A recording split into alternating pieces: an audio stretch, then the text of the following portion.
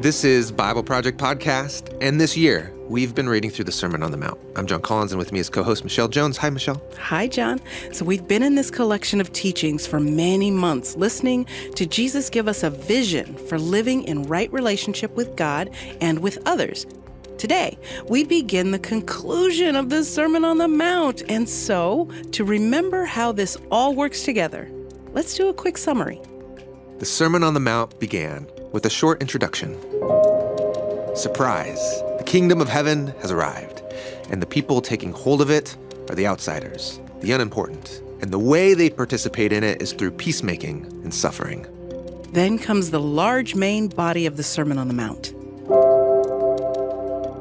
Here's Tim. The main central body began with Jesus saying, we are going to fulfill the Torah and prophets by doing a greater righteousness. Good works that everybody will see and glorify the Heavenly Father and will be the city on the hill, to be a vehicle for the Eden blessing to go out to the world. And it's happening, folks. Kingdom of heaven has touched down on earth.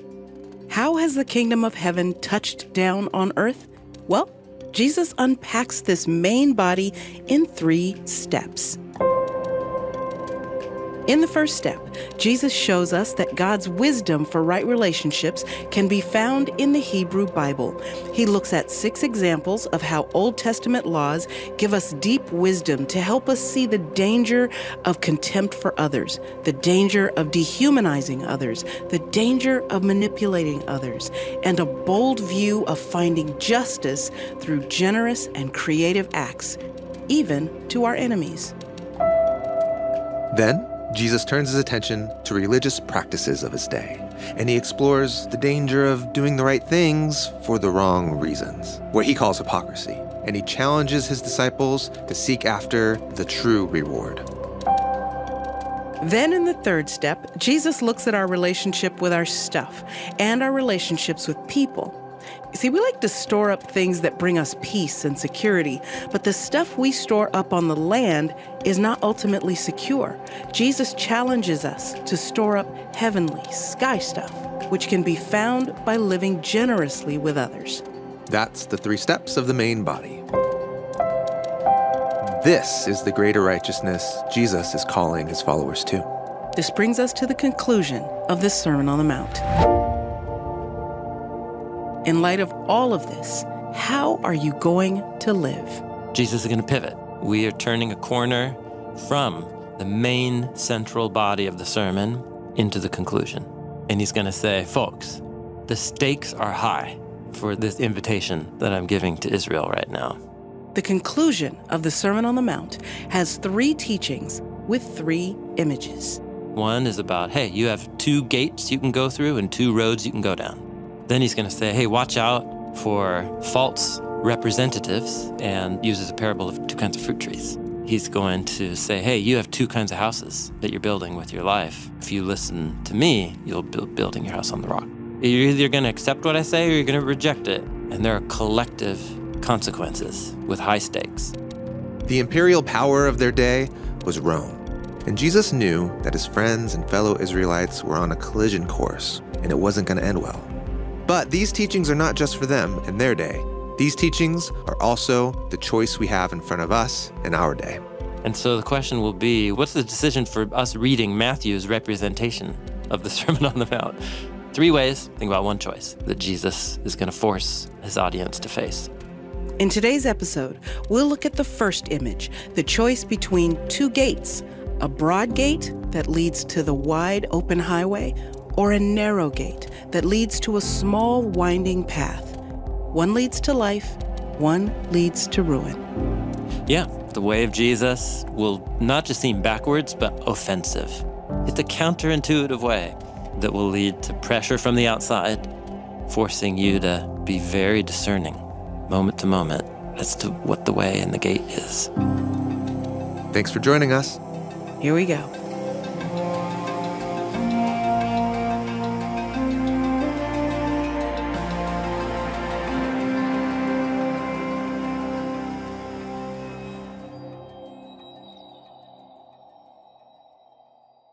The first little parable about the choice is Matthew chapter 17, verses 13 and 14.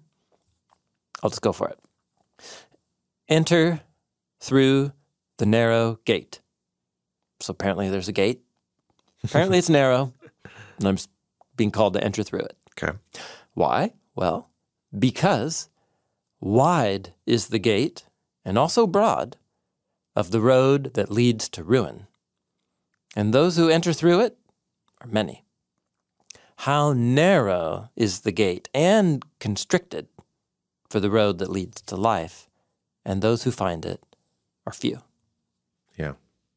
So I have a picture of a gate in my mind. Maybe those listening along have a picture of a gate. Oh, yeah. Like of a fence? Maybe like a gate into a fenced yard would be the most typical gate I would encounter. Yeah. You know, gates and doors are the kinds of things that you might think are universal, and they are in one sense. It's an entry point. Yeah, an entry point into a space. Yeah. Whether it's a courtyard or a building or, going inside from going outside. But also there's a cultural relativity to the shapes and the symbolism connected to doors, that they might have different resonances in different cultures. This struck me in new ways when Jessica and I were living in Jerusalem. If you go to Jerusalem today and you go to the old, where the walls are and gates, it's a medieval Jerusalem that you're seeing. Okay. But it has lots of older parts to it. It's like an archaeological site with many levels, like you dig 10 feet down and you get 100 years ago and 10 more feet down. And that's so wild how that happens. Ago.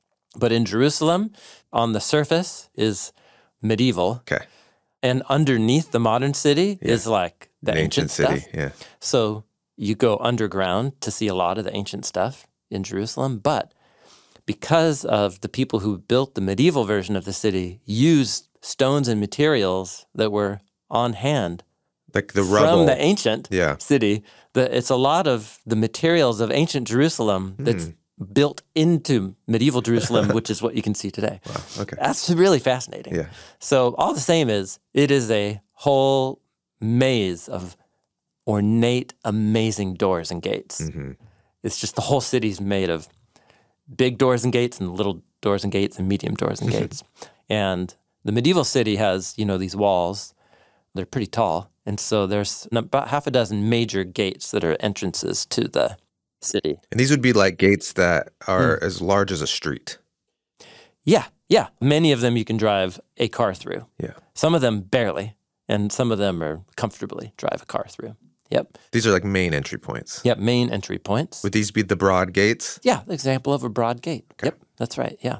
So think big stone archway in a wall surrounding a city with thick, massive swinging doors, that prevent attackers from getting in. Yeah. There is a wide gate that leads you onto a road, because if you're leaving a city, then the gate is the beginning of a road. Okay. And it's really easy to get on that road, fits a lot of people. That's right. It's a well-worn road. Yep, well-worn road, many people travel it. And paradoxically, that wide gate and broad road is actually going to lead to ruin. But going the way that leads to life is going to involve a little more intentionality, a lot more intentionality, through a way that feels sometimes confining. And even at times isolating. Oh, yeah. Yeah, that's right. Because if it's a broad gate, you can go through shoulder to shoulder with lots of folks. Yeah. It's a narrow gate. You're going through one at a time. You could be on the party bus on the broad gate. Yeah, that's right. On that winding walking path. Yeah. Feel alone. So look at Jesus has lined up the comparisons in these two parallel gates really precisely. So you have a wide gate and broad, and you have a road that leads to ruin with many. Then you have a narrow gate that's constricted with a road that leads to life, and there's few. So every item is juxtaposed. Yeah.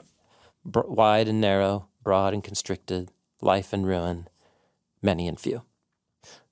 So that's not hard to understand. And it begins with saying, enter through the narrow gate.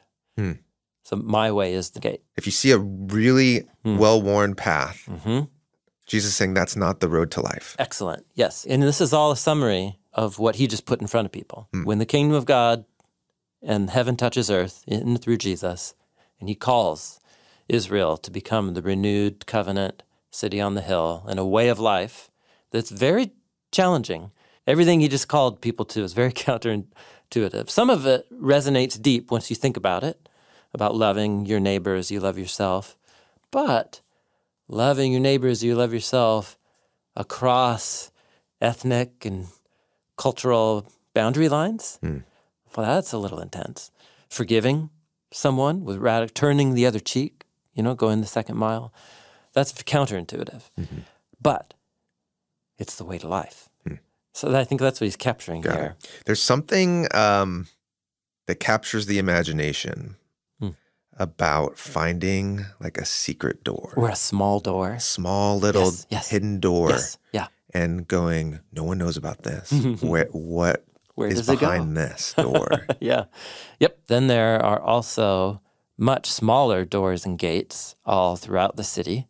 And some of them are just truly epic doors into synagogues, So Jessica and I just started collecting pictures of cool doors and smaller gates in Jerusalem because many of them are just works of art. It's really cool. What I think is actually helpful is, though, to trace the Hebrew Bible roots of these two images of the entryway and of the road, because both of them, surprise, surprise, first appear in the Hebrew Bible related to the Garden of Eden. Those are the deepest roots of the imagery that Jesus is drawing upon here. Both the road and the door are connected from the Garden of Eden story and then just develop throughout the Hebrew Bible. And I think Jesus is drawing on all the links in the chain. So, shall we walk through some gates? Yeah. Down some roads? Let's do it. Okay.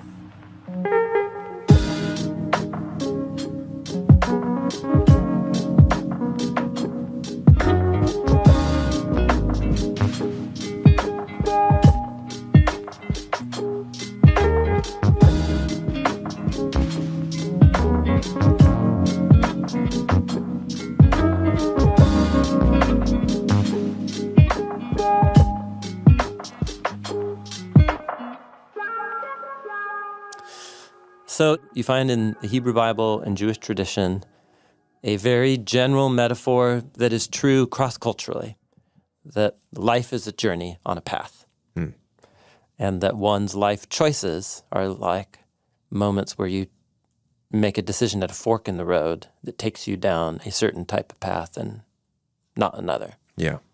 Like Psalm 1. The psalm concludes with saying, "For the Lord knows the way of the righteous, but the way of the wicked will lead to ruin." It's actually the match to what Jesus says about the gate that leads to ruin. So there's two ways. It represents the direction you're going because of the choices you're making. In other words, way here is shorthand for the life decisions that lead you along a certain path. And so there's a way in which I live. It's a way of life. A way of life. That's right. If you're on a journey and you're making a series of decisions of where you're going, then you are creating a way of being. That's right. Yep, that's right. So that's why you need to have the phrase, the way of the Lord. In Genesis 18:19, God says that he has called Abraham and his children and his house to keep the way of Yahweh by doing righteousness and justice. So Yahweh has a way.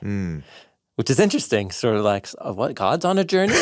Yeah. Well, but it's like, it's more as God goes about on a journey with creation through history, God has a way. He's creating a way. He has a method and a way of making decisions for how he relates that represents his way. And what is that? Well, it's doing right by others and doing what is just. So there's the way of the Lord, and then there's the way of the righteous, which is to align one's way with the way of the Lord. And then there's the way of the wicked, which is to deviate one's way from the way of the Lord. I think that's kind of how the paths work in the Hebrew Bible. The metaphor of a way is really, at the basic level, how do you get from point A to point B? There's a way to get there. Yeah.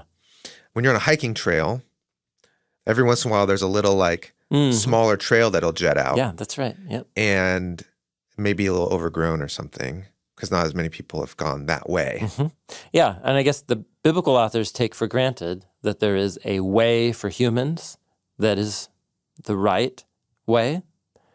Namely, by right, meaning it's a way of doing righteousness, meaning right by God and right by people. And when you're pursuing righteousness and justice, like which is called the way of the Lord here in Genesis 18:19, that will lead to a particular kind of path.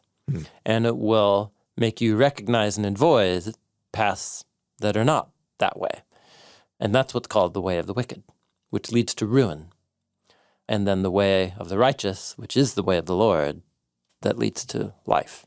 That's the image. So it's about wisdom and discernment, which is so much of what the Sermon on the Mount has been about. Cultivating a moral compass so that one's will and desire begins to align with heaven's desire as expressed through Jesus' teaching, and it will lead one on a particular way that sometimes will lead you on the less traveled way. And isn't it interesting that the first time the word way is used in the Hebrew Bible, what it's talking about is the way in and the way out of the Garden of Eden. So the Hebrew word for way, there's many words for path or road or way, but the most basic one is derek.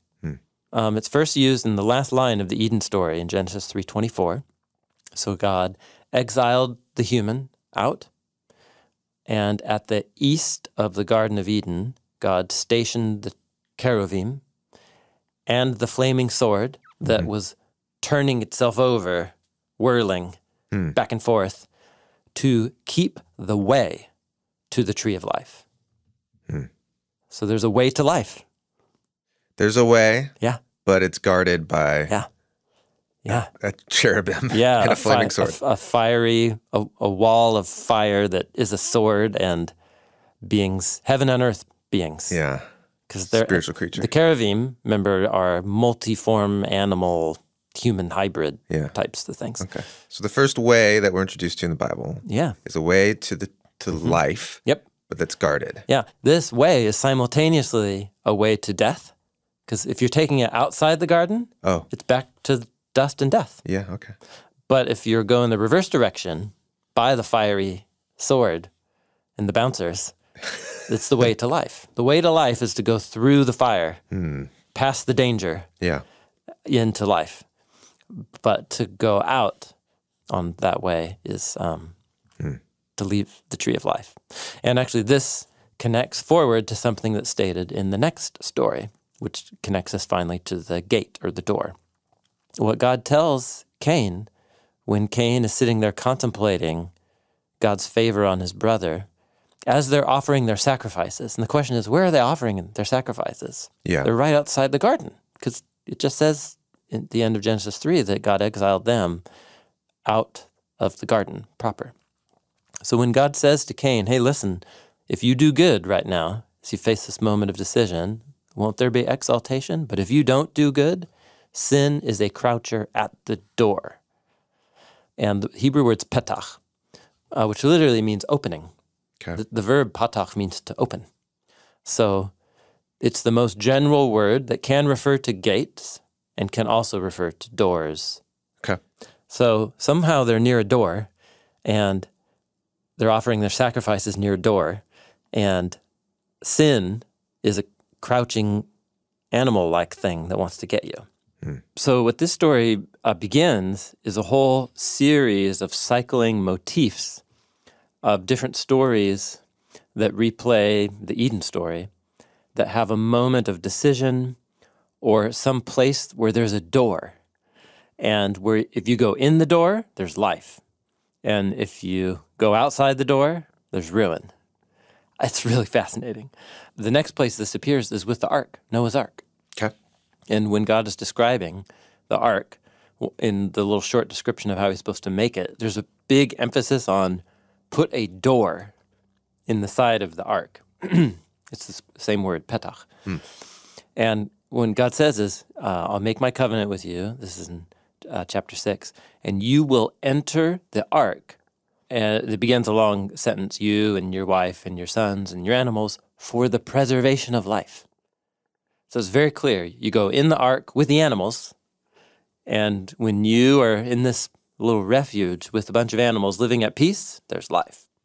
But outside the door, it's going to be the decreation. The door of Lot's house is a big emphasis in the story of who goes inside and out the door. And they're guarding the door. Guarding the door. The two angels are standing inside the door. That's a full-on Eden image in the Sodom and Gomorrah story. Really? You have a guy inside the house with these two angels. Okay. Lot, yes. And as long as he's inside the door, they're safe. But outside, it's nighttime, it's dark, and there's a bunch of guys, right, who want to violently abuse the people inside the door. So Lot goes out the door and he almost gets hurt. And then the two angels posted at the door inside open it, grab him and pull him inside, close it, and then they strike everybody outside the door with blindness. Okay. It all happens at the door. It all happens at the door. Yeah. Yep. What's wonderful is in the Eden story, it's multiple cherubim who are guarding the way. Yeah. And then in the next story, you hear about the door. Yeah. In the Sodom and Gomorrah story, it's the two angels guarding the door. The door, not the way. So it shows that the narrator of the Sodom and Gomorrah story has seen the angels, the way, and the door in and out of Eden and has combined them now into one image. Passover, it's all about the door. The blood on the door. And the blood on the door. Don't go out the door. You go inside the door. There's life outside the door. And then there's the tabernacle. And the door, the entryway to the tabernacle is sometimes called a door, petach, but also sometimes it's called the gate, the sha'ar. And there at the door, sacrifices are offered so that the righteous representative who's covered by the blameless life of the substitute can then take the life of the substitute through the blood, the priest, and then can go in through the door into life. So that all of that is a whole design pattern in the Hebrew Bible. And for Jesus to draw the road and the gate together, one leads to ruin, one leads to life, is for sure drawing on that whole network of ideas. So life as a journey is a universal idea. But the Hebrew Bible has its own way of kind of tweaking or developing that image. Yeah. Developing that image in a rich way around the Garden of Eden and around the place of refuge, the house of refuge, the path of life. Yeah. The way to life. And in the Bible, the place of life is the garden. That's right. It's the heaven on earth. And later represented as the holy place in the tabernacle. Yep. But then also in these moments of when darkness comes over a human community and there's ruin and destruction outside, God will provide little Eden-like refuges in the house. And that's Passover. And that's Passover, or that's Lot's house. There is an ultimate gate that leads to ultimate life and the road to it. That's the Eden life. And then outside of Eden, there are also these momentary Eden-like refuges for life that can shield you from the gate or the door that leads to ruin. And I guess you would say Lot's house becomes an Eden-like refuge, or on Passover, the house is like Eden. But it's not full Eden, but it's a little taste of Eden. Yeah. Yeah. Yeah, so to bring it all the way back around, Jesus is depicting his communities and the way of life that he's inviting his followers to embark upon as a small, constricted road. Actually, this is cool. That word constricted, well, that's my translation. I don't recognize that in any translation I've read. Yeah, the NIV says, for the gate is small and the way is narrow. Oh. So you have the small gate. Small gate. And a narrow path. And that's the word you are translating constricted. Constricted. So this is the word, it's pronounced tethlemene, but it comes from the word thalibo. So the Greek word means to oppress, literally to squeeze something Okay.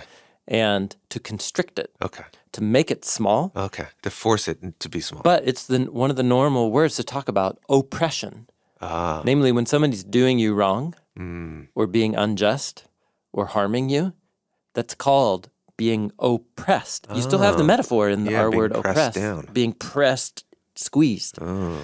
And this is the main word that Jesus will use to describe what will happen to Israel if they reject his teachings. Mm. So here's a couple things. One is in the parable of the four soils, when Jesus talks about the seed, his word is like the seed being sown on different soils. And the seed that gets sown on the rocky ground Mm-hmm. that takes root quickly and sprouts, but then withers, Mm-hmm. he interprets that as somebody who hears the word that Jesus is saying. He immediately receives it with joy. Sweet, I'll follow Jesus. Awesome. But it has no root. So when thlipsis, it's the same word as a noun, when constriction comes, which he calls persecution, arises, he immediately falls away, just like Peter. In other words, he uses a word to describe a path that is literally squeezed, that is small, but it's also a word that will talk about when Jesus' disciples meet resistance and persecution around them. Isn't that interesting? It is. And it ties back to the beginning of the Sermon on the Mount when he said, blessed are those who are persecuted. Exactly. That's exactly right. So the narrow way of Jesus will lead one into social situations that you're going to be uncomfortable because it's such a counter way of life that there will be moments when people will resist the type of choice you're making. So this word is not just denoting how narrow, Yeah. like there's not a lot of walking room here. It's actually also Yeah. denoting that there's a... Yeah, that constriction will come I'm from... getting pressed in. Yeah. I'm experiencing suffering a little bit. And paradoxically, the way to life now for Israel will be through a road that feels like death. The constricted road, that Painful road. painful road will lead to life, and the easy road will lead to ruin. The way back to Eden forces you to go by that sword and those bouncers. A test. There's a moment of decision where you're going to have to surrender what you think is the good life to embrace ultimate life.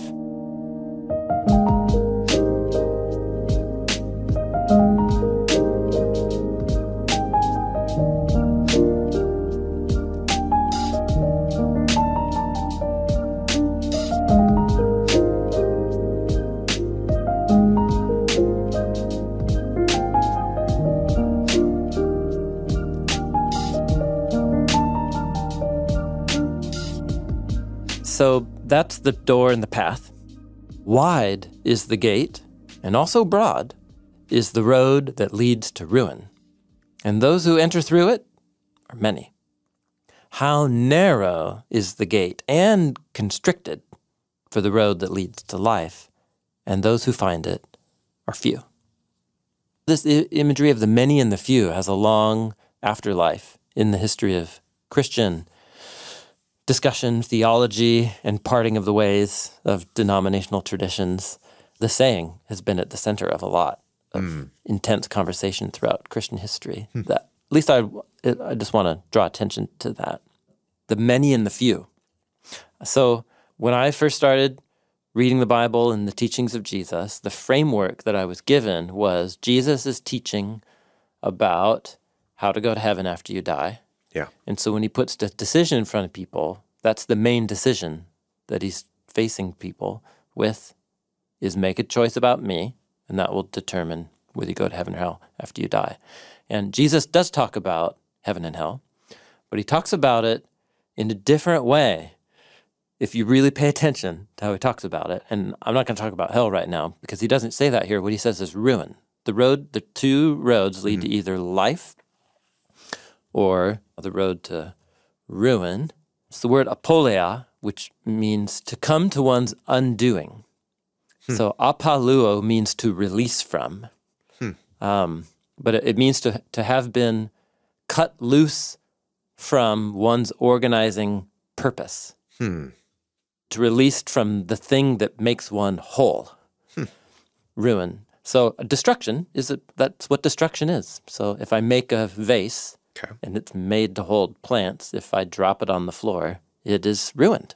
It can't fulfill its purpose anymore. It's been loosed from the thing that held it together in the first place. The word appears one more time in the Gospel of Matthew, and it's when the woman pours an expensive oil on Jesus. And what the disciples say is, why this apoleia? And what they're talking about is the wasted oil. So why are you using this for something apart from its purpose? You're ruined the purpose, which is to make you smell good. But now you're using it, pouring it all out, and they say it could have been sold, the money could be given to the poor. So that's actually a wonderful example of this word, because you wouldn't use the word, why did you destroy it? Why? Yeah, because they used it for a purpose. Yeah. But they thought the purpose was actually making it lose its value and wasn't worth like spending it that way. That's right. So they called it a apoleia. Apoleia. Yeah, why this apoleia? And again, it's the same exact word that Jesus uses. Wide is the gate, broad is the road that leads to apoleia. And waste, is maybe one way to think about it. In other words, it would be the waste of a human life. Yeah. Human life is designed for something. The biblical authors take that for granted, so does Jesus, to image God through relating rightly to God and rightly to neighbor. Yeah. And when a human life doesn't flourish towards that end, it is apoleia. It's a waste. It's a ruin. So Jesus is warning Israel of his day that they could make a choice that would lead to apoleia, to a waste of Israel's calling in the world, ruin. Yeah. And Jesus sometimes reflects optimism about how Israel will respond. So for example, in Matthew chapter 8, when he looks at the Roman centurion, and he says, whoa, this guy has faith more than any faith I've found in Israel. And so he celebrates and he says, I tell you, many will come from the east and the west and recline at Abraham's table with Isaac and Jacob in the kingdom of heaven. There's going to be many. Yeah, many. Many will come. Later in Matthew, he's talking about what's going to go down in Jerusalem on Passover weekend. And he says, the Son of Man didn't come to be served, but to be a servant and to give his life as a ransom for many. And then the whopper is actually also in John, where he says, the time of judgment is coming for the ruler of this world to be cast out. This is John chapter 12, verse 31. And he says, and if I am lifted up from the earth, I will draw all people to myself. So that's many. That's many, yeah. And he's developing in these teachings a line from the suffering servant poems of Isaiah that say after, this is Isaiah 53:11, after the servant has given his life for many, he says, the poem says, my servant, the righteous one, will declare the many righteous, and he will bear their sins. The many. The many. So that's where this word many comes from. Okay. It's from the Isaiah poems. And Jesus often talks about the many that will be brought into the kingdom. But other times, he'll flip it. Like in here with the gate, many are going to choose the road to ruin. Few will find life. Or like in Matthew 22:14, where he says, many are called, but few are chosen. So it's like, well, which one is it, Jesus? Will there be many or few? And I think this, just to name this, I think what this shows is that Matthew is preserving the teachings of Jesus, and there are teachings of Jesus that sometimes frame it one way and sometimes say it another way, which I think should humble us to say Matthew hasn't necessarily have as one of his goals to provide us a systematically worked out view of the question we want to ask, which is very good, which is it many or few that are saved at the end of history? And it doesn't seem like Matthew's tried to provide us with like a slam dunk unified statement. He has preserved sayings of Jesus that seem to frame it in different ways, in different occasions. That's one thing. Okay. Second thing is, what is the ruin that Jesus is warning about? What's the road? What is the ruin at the end of the road? What is that waste? So this is fascinating. This was Dale Allison in his Matthew commentary that drew my attention to this. The other set of teachings where Jesus uses this word many, about the many and the ruin that awaits the many, is in a speech that he gives, like right before Passover weekend when he's executed. And it's in Matthew 24, his disciples come to him, and they've been going in and out of the Jerusalem temple, and they're like, all like googly-eyed, like, wow, look at the beautiful temple and the walls and the buildings. And Jesus says, yeah, this is all going to burn. It's all going to burn. And, the assumed context is there's going to be a very clear group that's going to burn all this down. It's the Roman Empire that's occupying our land. Which is going to happen in a few, a decade yeah, it's from literally then. going to happen in a few decades. Okay. And Jesus predicted it. In other words, if Israel was to embrace the way of Jesus and live by his teachings, it's the way of peace. And why did Jerusalem burn to the ground? Because there was one group, not all, but one group in coalition within Israel that believed that violent revolution against Rome was the only way forward for Israel. And it led to ruin for that generation. And that's what Jesus said would come. And so his response, in saying that the temple's going to be destroyed and so is Jerusalem, and then as he goes through, he starts talking about how many of this generation of Israel are going to go that way. So in Matthew 24, Jesus answered and said, hey, watch out, man, don't let anyone mislead you, for many will come in my name, saying, hey, I'm the Messiah, and will mislead many. So there will be false representatives saying, well, I know Jesus said turn the other cheek, but really? But it's time to throw down. It's time to throw down. Verse 10, at that time, that is in the fall of Jerusalem, many will fall away and betray each other and hate one another. Many false prophets will arise and mislead many because of lawlessness, literally abandoning the Torah, living without Torah. That will increase, and the love of many will grow cold. In other words, this word many appears more in this speech than anywhere else in the Gospel of Matthew. So when Jesus says, many are those who go down the road that leads to ruin, within the narrative world of Matthew. That's the Israel of his day, is the many. Yeah. Israel's on a crash collusion course. With the Roman Empire. With the Roman Empire, and Jesus is predicting it right here. And he's saying many are going to go that route. But if you embrace my way and go through my gate, that outcome could be avoided. And that's the decision. That's interesting. That the sermon places in front of Israel in his day. And so when we take it back to maybe our question, or the modern question of who's in or who's out, who's going to be a part of heaven, if you want to say it that way, or the kingdom of God, the new creation, I am just reminded of the parable of Jesus, of the field, and like... Yeah, that's right. Yeah, that has the wheat. There's wheat and then plants sown in that there. Look exactly like wheat, but that aren't wheat. But then some enemy comes and like plants weeds, and they're growing together and they look the same. And the disciples are like... Or the servants of the farmer come. They're like, hey, we should take out the weeds. Yeah. And he's like, yeah, but you can't tell them apart, can you? So like... Yeah. Let God do that. Like, let God do that at the end. Yeah. At the harvest. And so as much as we want to be like, who's in, who's out, who's the many, who's the few, how does it cash out? That parable kind of rings in my ears of like, we need to be careful of our judgment. That's right. Yeah, so maybe two ways to respond for the moment are this teaching of Jesus isn't aimed at answering that question.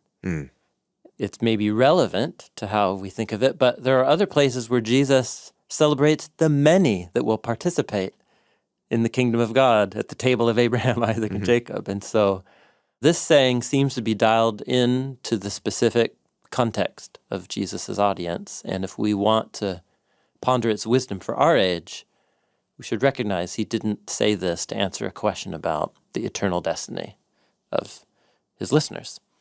it might be relevant to that, but it's not, you can't just copy and paste his answer, from one to the other. And then second, if we do want to get wisdom about that question from the teachings of Jesus, you need to consider all of his teachings, not just a few. You need to include the many. The many teachings. Not just the few. But there also is wisdom about what is the way of life. That's right. Yeah, and the way of life is a life that at the time going to feel oppressed, constricted, isolated, lonely. You're not on the party bus all the time on the broad road. And that there's something there that we need to internalize. Yeah, so whether it's in cultures that glorify violence, the way of Jesus will not just seem backwards, but offensive. In cultures that celebrate whatever sexual liberation, the way of Jesus will look very backwards and oppressive. Prudish, yeah. In cultures that celebrate unbridled accumulation of wealth, the way of Jesus will look like you're stifling a flourishing economy, or whatever. It's just bunch of hippies. It's a counterintuitive, It's a counterintuitive way that will lead to pressure from the outside and forcing you to be very discerning, moment to moment, as to what the way and the gate is. Lord, have mercy on us.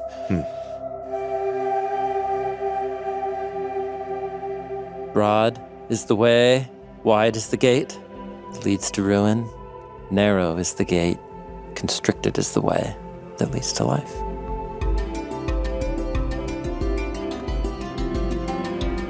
This makes me think about how much we need community.